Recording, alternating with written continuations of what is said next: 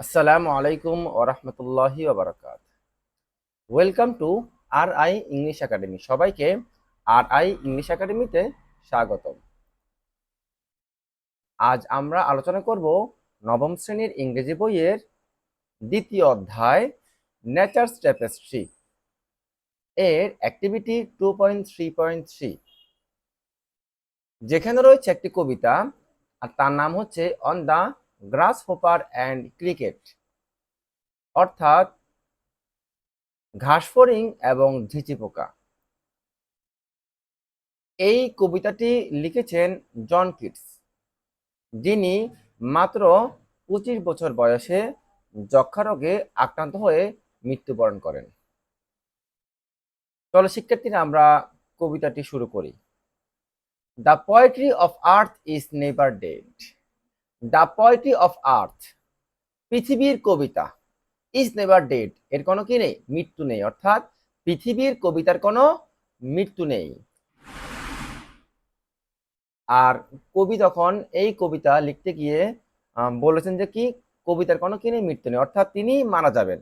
কিন্তু তারপরে আর অনেক কবি আসবে, অনেক কবি কবিতা লিখবে, অর্থাৎ কবিতা কখনো কি শেষ হবে না, মৃত্যুবরণ করবে না, কবি চলে যাবেন হয়তোবা। তারপরেই কি বলছে, when all the birds are faint with the hot sun, when যখন, all the birds সকল পাখি, আর faint নিস্তেজ হয়ে পড়ে, with the hot sun মানে, হট মানে কি, প্রখর তাপ, সান মানে কি, সূর্য, অর্থাৎ সূর্যের প্রখর তাপে। তাহলে কি হলো, যখন সকল পাখিরা, যখন সকল পাখি সূর্যের প্রখর তাপে নিস্তেজ হয়ে পড়ে, তখন কি হয়, and hide in cooling trees, and এবং হাইড তারা আশ্রয় নেয়, তারা লুকায়, আশ্রয় নেয়, কোথায় আশ্রয় নেয়, ইন কুলিং ট্রিজ গাছের শীতল ছায়ায়। তাহলে কুলিং মানে কি, শীতল ছায়া। পাখিরা যখন প্রখর তাপে নিস্তেজ হয়ে পড়ে, তখন তারা কি করে, তারা গাছের শীতল ছায়ায় আশ্রয় নেয়। তো এখানে দেখা গেছে, বলতেছে যে যখন পাখিরা যখন আর পারতেছে না গরমে, যখন তারা নিস্তেজ, ঠিক তখনই কে হাল ধরবে, তখনই হাল ধরবে কে, আমাদের ঘাস ফড়িং, এটা বলবে আর কি। তো এখানে বলতেছে, দেখো শিক্ষার্থীরা, আ ভয়েস উইল রান, একটি আওয়াজ ভেসে ওঠে। কোথা থেকে আওয়াজ ভেসে ওঠে, from hedge to hedge about the new mown mead. From hedge to hedge, hedge মানে কি, ঝোপ, ঝোপ থেকে, এক ঝোপ থেকে অন্য ঝোপে, about the new mown mead, new মানে কি, নতুন বা সদ্য, মৌন মানে কি, কাটা, মিড মানে কি, ফসল বা তৃণভূমি। বলতেছে সদ্য কাটা তৃণভূমি, এক ঝোপ থেকে অন্য ঝোপে একটি আওয়াজ ভেসে ওঠে। কিসের আওয়াজ, বলতেছে দিস ইজ দ্য গ্রাস হোপার্স, এটি হচ্ছে কি, ঘাস ফড়িং এর স্বর, ঘাস ফড়িং এর আওয়াজ। প্রিয় শিক্ষার্থীরা, এখানে দেখা গেছে গ্রাস হোপার্স বলতে এখানে মূলত গ্রাস হোপার্স ভয়েস কেমন, অর্থাৎ ঘাস ফড়িং এর স্বর, এখানে ভয়েস কথাটা লুকায়িত আছে। তো বলতেছে এই যে আমাদেরকে একটু আগে বলছে কি, যখন পাখিরা প্রখর তাপে নিস্তেজ হয়ে পড়ে, তারা গাছের শীতল ছায়া যখন তারা আশ্রয় নেয়, ঠিক তখন কার আওয়াজ ভেসে ওঠে, বলতেছে সদ্য যে কাটা ফসল আছে, সেখানে যে ঝোপঝাড়গুলো আছে, সেখান থেকে কি, সেখান থেকে আমাদের যে ঘাস ফড়িং আছে, এই ঘাস ফড়িং আওয়াজ ভেসে ওঠে। বলতেছে হি টেক্স দ্য লিড, সে এগিয়ে আসে, ইন সামার লাক্সারি, বলতেছে আর কি করে, সে গ্রীষ্মকে সুন্দর ও বিলাসবহুল করে তোলে। লাক্সারি অর্থ কি, বিলাসবহুল, আর মানে সামার মানে কি, গ্রীষ্ম, তাহলে সে কি করে, গ্রীষ্মকে সুন্দর ও বিলাসবহুল করে তোলে। তাহলে দেখা গেল পাখিরা গান গাইলো, পাখিরা গান এখন সে তারা ক্লান্ত, গান গাইতেছে না, এখন গানের হাল কে ধরছে, এখন কে গিয়ে আসছে, কে লিড দিচ্ছে, কে নেতৃত্ব দিচ্ছে, এখন ঘাস ফড়িং নেতৃত্ব দিচ্ছে।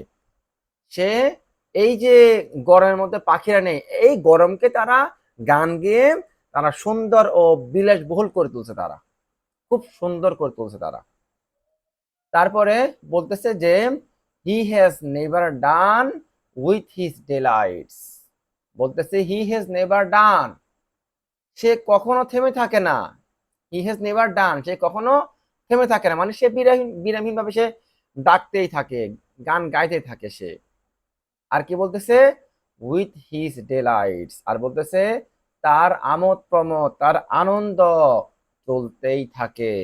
তাহলে কি ডেলাইটস মানে কি আনন্দ, কেমন? আচ্ছা, পরে কি বলতেছে, for when tried out with fun, যখন ট্রাইড আউট ক্লান্ত হয়ে পড়ে, উইথ ফান ফুর্তি করতে করতে, আনন্দ করতে করতে, যখন আনন্দ করতে করতে তারা কি ক্লান্ত হয়ে পড়ে, তখন কি হয়, বলতেছে he rest at ease beneath some pleasant weed, বলতেছে হি রেস্ট, সে বিশ্রাম নেয়, অ্যাট ইজ আরামে সে বিশ্রাম নেয়, কোথায়, বিনিথ নিচে, কিসের নিচে, সাম প্লেজেন্ট উইড, বলতেছে কোন এক মনোরম আগাছায়, প্লেজেন্ট মানে কি মনোরম, উইড মানে কি আগাছা। যখন এই ঘাসফড়িং গান গাইতে গাইতে আনন্দ করতে করতে সে একটু ক্লান্ত হয়ে পড়ে, সেও কি করে, সে যে কোনো এক এই মনোরম আগাছার নিচে আরামে সে কি করে, সে বিশ্রাম নেয়। তাহলে যখন পাখিরা গান গাওয়া বন্ধ করে, হালকে ধরলো, হাল ধরলো ঘাসফড়িং। এখন আমাদেরকে বলবে শীতকালের কথা। শীতকালে দেখা গেছে কুয়াশায় যখন সবকিছু ঢেকে যায় তখন আরেকজন হাল ধরবে। তো দেখো শিক্ষার্থীরা, এখানে কি বলতেছে, the poetry of earth is ceasing never, আবারও সে একই কথা বলতেছে যে দ্য পোয়েট্রি অফ আর্থ, পৃথিবীর কবিতা, ইজ চিজিং নেভার, কখনো থেমে যাবে না, পৃথিবীর কবিতা কখনো থেমে যাবে না। On a lone winter evening, কোন এক একাকী শীতের সন্ধ্যায়, ইভিনিং মানে কি সন্ধ্যা, উইন্টার মানে কি শীত, কোন এক, আর লন মানে কি এখানে একাকী, কেমন? তো কোন এক একাকী শীতের সন্ধ্যায়, when the frost has road a silence, when যখন, ফ্রস্ট তুষারপাত, হ্যাজ রোড তৈরি করে কি, আ সাইলেন্স নীরবতা, নিস্তব্ধতা, যখন তুষারপাত, যখন শীতের বিকালে, শীতের সন্ধ্যায় তুষারপাত কি করে, নিস্তব্ধতা তৈরি করে, তখন কি হয়, from the stove there shrills the cricket song, বলতেছে যে ফ্রম দ্য স্টোভ, চুল্লি থেকে, এই যে চুল্লি, চুল্লি থেকে আওয়াজ ভেসে ওঠে, দ্য ক্রিকেট সং, অর্থাৎ ঝিঝি পোকার আওয়াজ কি ভেসে ওঠে। প্রিয় শিক্ষার্থীরা, এখানে চুল্লি বলতে চুলা, চুলা বলতে আমাদের যে চুলা, এই চুলা নয়, তা হচ্ছে কবি জন কিটস, তিনি ইংল্যান্ডের বাসিন্দা, ইংল্যান্ডে জন্মগ্রহণ করছেন। ইংল্যান্ডের শীতকালে তাদের ঘরের মধ্যে এই চুল্লিটা দিয়ে ঘরে তাপ দেয়, কেমন? তো বলতেছে এই চুল্লি থেকে কি আসে, আওয়াজ ভেসে ওঠে, কিসের আওয়াজ, যে ঝিঝি পোকার গান ভেসে ওঠে। আর বলতেছে ইন ওয়ার্মথ ইনক্রিজিং ইভার, আর বলতেছে যে উষ্ণতা ক্রমাগত বৃদ্ধি পায়, যখন এই চুল্লি যখন জ্বালিয়ে দেয় তখন কি বলতো, ওয়ার্মথ মানে কি উষ্ণতা, ইনক্রিজিং মানে কি বৃদ্ধি পায়, এবার মানে কি ক্রমাগত, অর্থাৎ যে উষ্ণতা ক্রমাগত কি পায়, বৃদ্ধি পায়।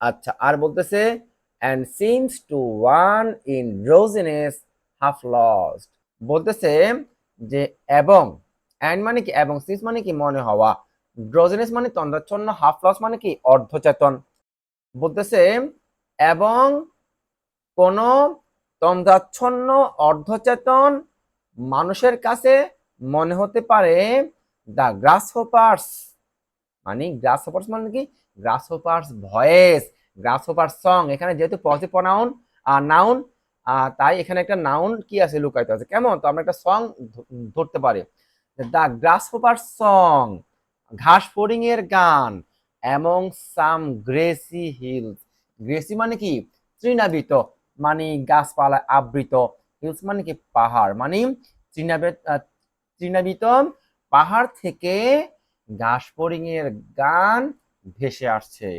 অর্থাৎ এখানে বোঝাতে চাচ্ছে যে এই শীতকালে যখন সবকিছু কি থাকে, নিস্তেজ থাকে তুষারপাতে, ঠিক তখনই যে চুল্লি আছে চুল্লি থেকে কি আওয়াজ ভেসে ওঠে, কিসের আওয়াজ? এই ঝিঝি পোকার গানের আওয়াজ ভেসে ওঠে।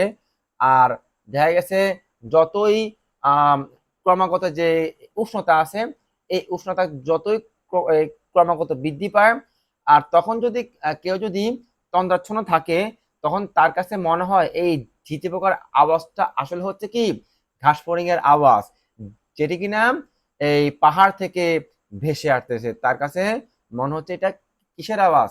ঘাস ফড়িং এর আওয়াজ। তো শিক্ষার্থীরা, এখানে আমাদের মূল কথা হচ্ছে যে কবি এই কথাটি বুঝাতে চেয়েছেন যে পৃথিবীতে কোনো কিছুই থেমে থাকবে না, সবকিছুই আপন গতিতে চলবে। কবিতা তিনি যদি কবিতা নাও লিখেন, পরবর্তীতে অনেকেই কবিতা লিখবেন। আমি যদি কোনো কাজ নাও করি, আমার আমার কাজটি অন্য কেউ ঠিকই করবে।